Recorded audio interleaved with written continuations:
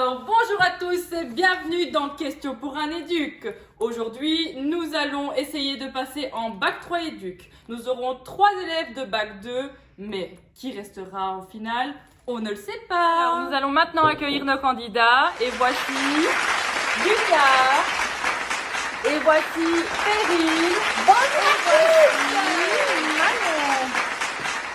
Nous allons passer à la première question qui est: qu'est-ce que la zoothérapie? Alors, nous avons plusieurs propositions.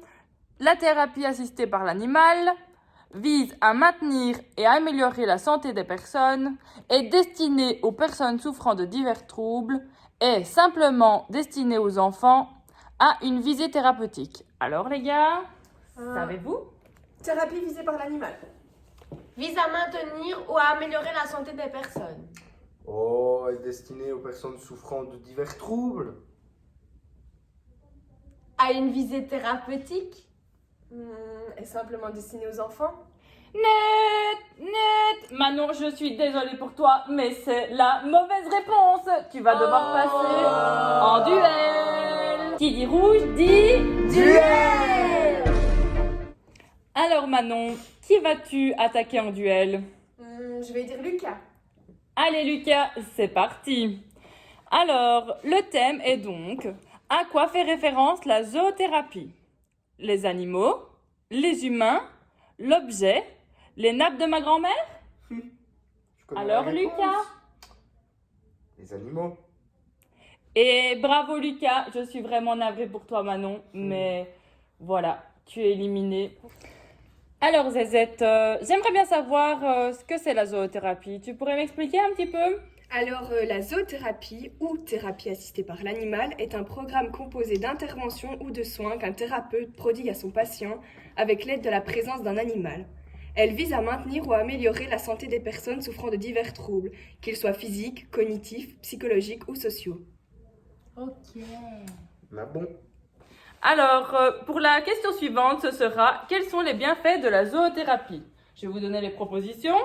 Soulager le stress, contribuer au bien-être de la personne, favoriser l'interaction des participants, apprendre à parler à l'oreille des animaux, favoriser la relaxation. Alors? Soulager le stress. Contribuer au bien-être de la personne. Favoriser la relaxation. Apprendre à parler à l'oreille des animaux. Je suis vraiment navrée, mais ce n'était pas la bonne réponse. Oh. Tu vas peut-être retourner en bac 1 aussi. Oh non, non, non. Donc, je vais refaire appel à Zézette pour avoir un petit peu plus d'explications. Donc, la zoothérapie contribue à augmenter la confiance en soi. La présence des animaux est un important facteur de réduction du stress. C'est aussi un soutien moral pour surmonter un moment difficile. C'est un moyen de sortir de l'isolement et de communiquer ses émotions.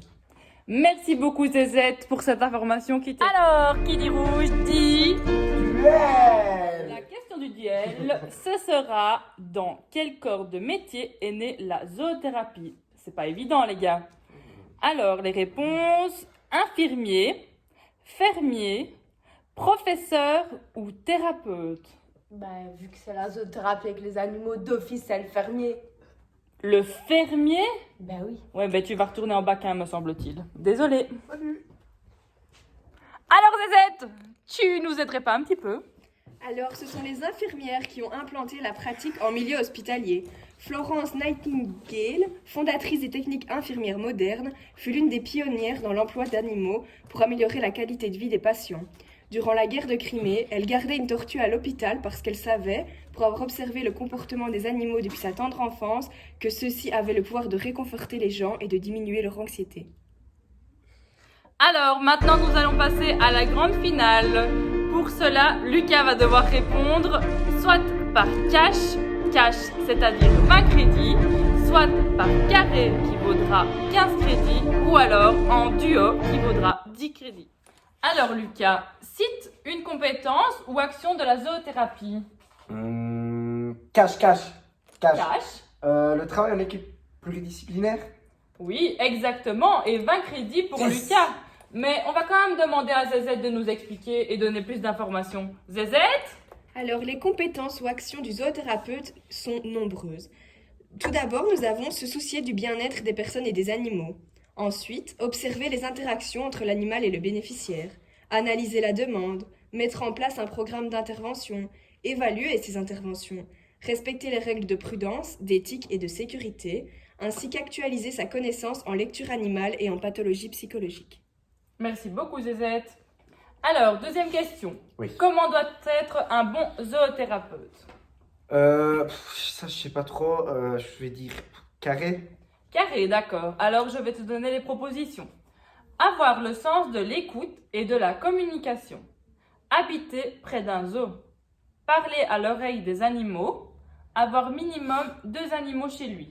Alors, je sais déjà que c'est pas parler à l'oreille des animaux parce que tantôt je suis allé en duel à cause de cette erreur. Donc, je pense que cette fois-ci, je vais plutôt opter pour avoir le sens de l'écoute et de la communication. Très bien, Lucas. Merci. Très bonne réponse. Alors, nous allons quand même, comme d'habitude, faire oui. appel à Zézette. Zézette. Voyons. Zézette! Alors, un bon zoothérapeute doit avoir un esprit d'analyse, être organisé, être flexible, avoir de l'autorité vis-à-vis de l'animal, avoir le sens des responsabilités, un esprit d'initiative, de l'imagination et surtout beaucoup de créativité. Merci beaucoup, Zézette. Alors, maintenant, je vais te poser une autre question. Allez-y. En quoi la zoothérapie contribue au bien-être des personnes schizophrènes? Pas facile, hein? Ben non.